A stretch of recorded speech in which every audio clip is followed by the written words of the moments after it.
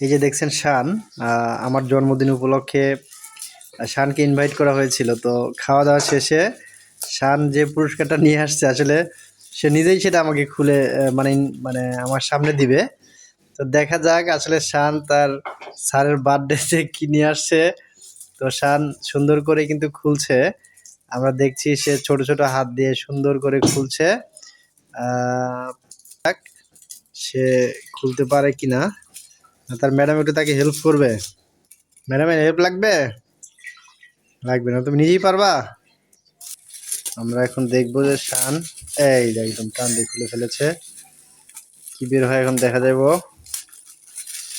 শান খুলতেছে।